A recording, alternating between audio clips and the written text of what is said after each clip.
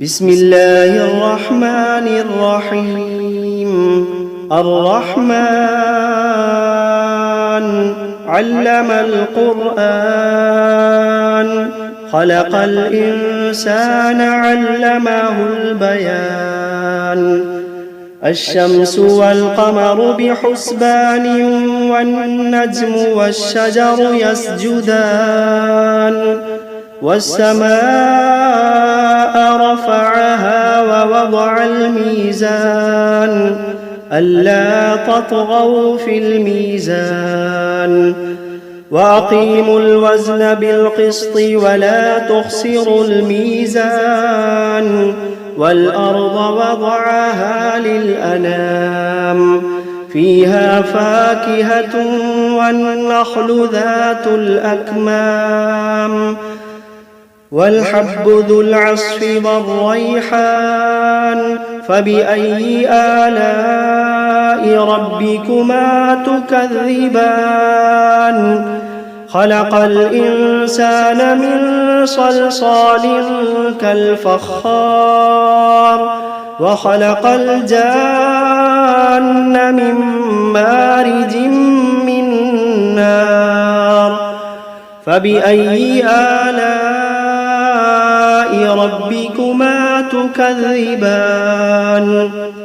رب المشرقين ورب المغربين.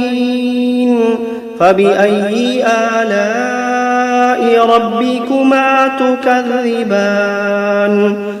مرج البحرين يلتقيان، بينهما برزخ لا يبغيان.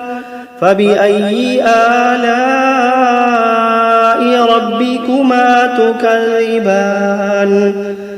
يخرج منهما اللؤلؤ والمرجان. فبأي آلاء ربكما تكذبان؟ وله الجوار المنشآت في البحر كالأعلام. فبأي آلاء ربكما تكذبان؟ كل من عليها فان، ويبقى وجه ربك ذو الجلال والإكرام. فبأي آلاء ربكما تكذبان؟ يسأله من في السماوات والأرض كل يوم هو في شأن. فبأي آلاء ربكما تكذبان؟ سنفرغ لكم أيها الثقلان. فبأي آلاء ربكما تكذبان؟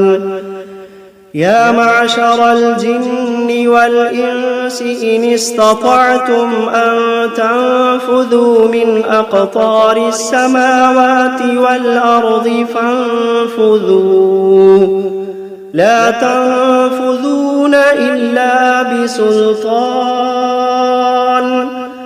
فبأي آلاء ربكما تكذبان؟ يرسل عليكما شواظ من نار ونحاس فلا تنتصران. فبأي آلاء ربكما تكذبان؟ فإذا انشقت السماء فكانت وردة كالدهان. فبأي آلاء ربكما تكذبان؟ فيومئذ لا يسأل عن ذنبه إنس ولا جان. فبأي آلاء ربكما تكذبان؟ يعرف المجرمون بسيماهم فيؤخذ بالنواصي والأقدام. فبأي آلاء ربكما تكذبان؟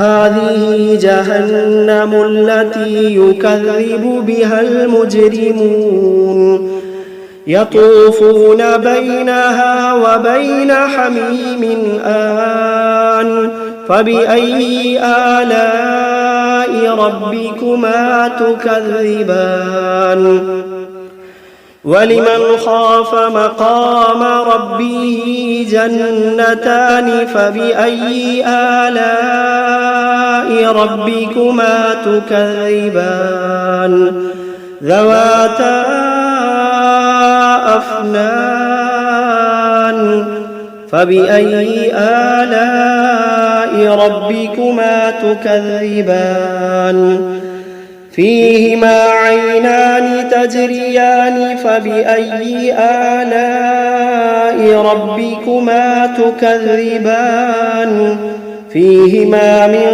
كل فاكهة زوجان فبأي آلاء ربكما تكذبان متكئين على فرش بطائنها من استبرق وجنى الجنتين دان فبأي آلاء ربكما تكذبان فيهن قاصرات الطرف لم يطمثهن إنس قبلهم ولا جان فبأي آلاء ربكما تكذبان كأنهن الياقوت والمرجان فبأي آلاء ربكما تكذبان هل جزاء الإحسان إلا الإحسان فبأي آلاء ربكما تكذبان ومن دونهما جنتان فبأي آلاء ربكما تكذبان مدهامتان فبأي آلاء ربكما تكذبان فيهما عينان نضاختان فبأي آلاء ربكما تكذبان فيهما فاكهة ونخل ورمان فبأي آلاء ربكما تكذبان فيهن خيرات حسان فبأي آلاء ربكما تكذبان حور مقصورات في الخيام فبأي آلاء ربكما تكذبان لم يطمثهن إنس قبلهم ولا جان فبأي آلاء ربكما تكذبان متكئين على رفرف خضر وعبقري حسان فبأي آلاء ربكما تكذبان تبارك اسم ربك ذي الجلال والإكرام بسم الله الرحمن الرحيم تبارك الذي بيده الملك وهو على كل شيء قدير الذي خلق الموت والحياة ليبلوكم أيكم أحسن عملا وهو العزيز الغفور الذي خلق 7 سماوات طباقا ما ترى في خلق الرحمن من تفاوت فارجع البصر هل ترى من فطور ثم ارجع البصر كرتين ينقلب إليك البصر خاسئا وهو حسير ولقد زينا السماء الدنيا بمصابيح وجعلناها رجوما للشياطين وأعتدنا لهم عذاب السعير وللذين كفروا بربهم عذاب جهنم وبئس المصير إذا ألقوا فيها سمعوا لها شهيقا وهي تفور تكاد تميز من الغيظ كلما ألقي فيها فوج سألهم خزنتها ألم يأتكم نذير قالوا بلى قد جاءنا نذير فكذبنا وقلنا ما نزل الله من شيء إن أنتم إلا في ضلال كبير وقالوا لو كنا نسمع أو نعقل ما كنا في أصحاب السعير فاعترفوا بذنبهم فسحقا لأصحاب السعير إن الذين يخشون ربهم بالغيب لهم مغفرة وأجر كبير وأسروا قولكم أو اجهروا به إنه عليم بذات الصدور ألا يعلم من خلق وهو اللطيف الخبير ألا يعلم من خلق وهو اللطيف الخبير هو الذي جعل لكم الأرض ذلولا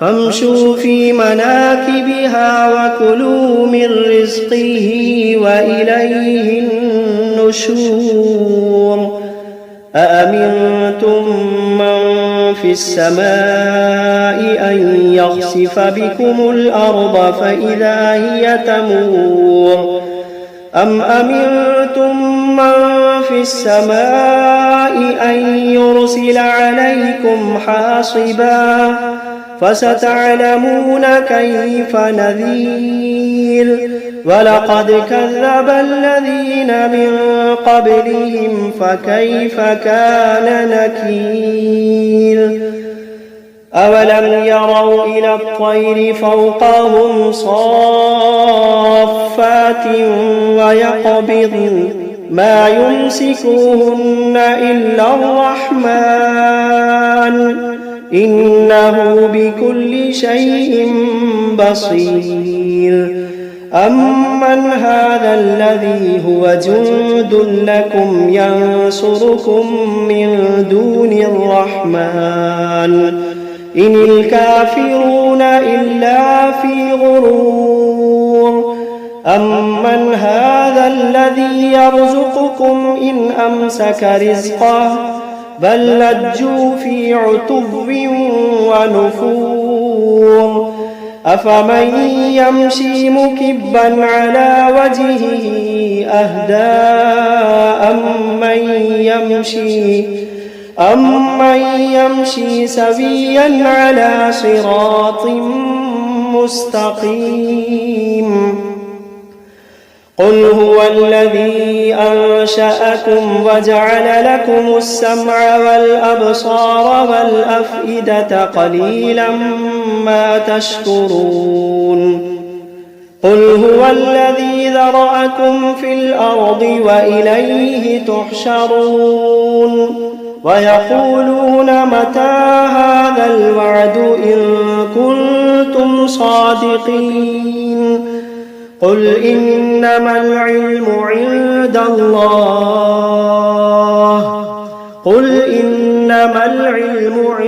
الله وإنما أنا نذير مبين فلما رأوه زلفة سيئت وجوه الذين كفروا وقيل هذا الذي كنتم به تدعون قل أرأيتم إن أهلكني الله ومن معي أو رحمنا فمن يجير الكافرين من عذاب أليم قل هو الرحمن آمنا به وعليه توكلنا فستعلمون من هو في ضلال مبين قل أرأيتم إن أصبح ماؤكم غورا فمن يأتيكم بماء معين بسم الله الرحمن الرحيم قل أوحي إلي أنه استمع نفر من الجن فقالوا إنا سمعنا قرآنا عجبا يهدي إلى الرشد فآمنا به ولن نشرك بربنا أحدا وأنه تعالى جد ربنا ما اتخذ صاحبة ولا ولدا وأنه كان يقول سفيهنا على الله شططا وأنا ظننا أن لن تقول الإنس والجن على الله كذبا وأنه كان رجال من الإنس يعوذون برجال من الجن فزادوهم رهقا وأنهم ظنوا كما ظننتم أن لن يبعث الله أحدا وأنا لمسنا السماء فوجدناها ملئت حرسا شديدا وشهبا وأنا كنا نقعد منها مقاعد للسمع فمن يستمع الآن يجد له شهابا رصدا وأنا لا ندري أشر أريد بمن في الأرض أم أراد بهم ربهم رشدا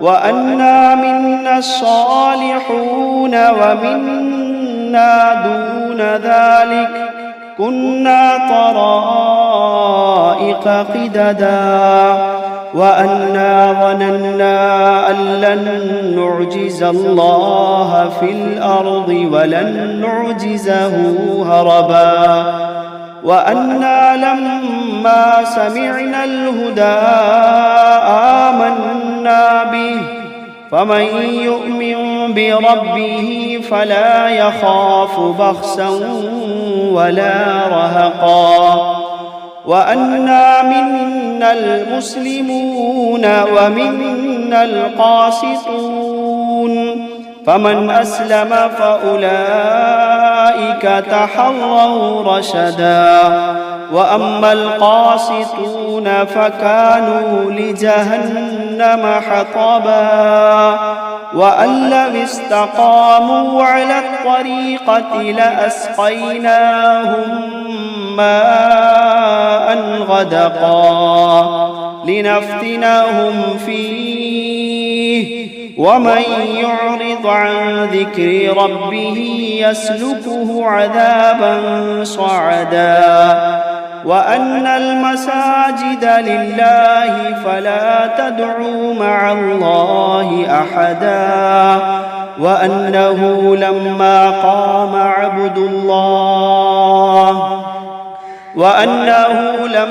قام عبد الله يدعوه كادوا يكونون عليه لبدا.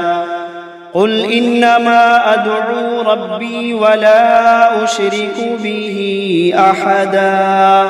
قل إني لا أملك لكم ضرا ولا رشدا.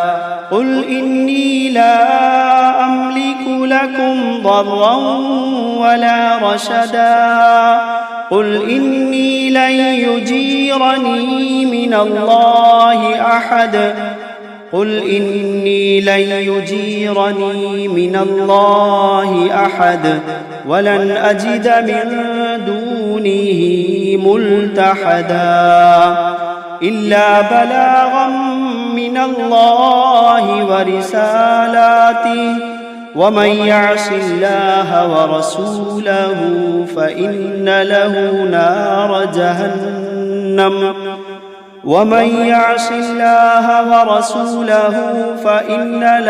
نار جهنم خالدين فيها أبدا.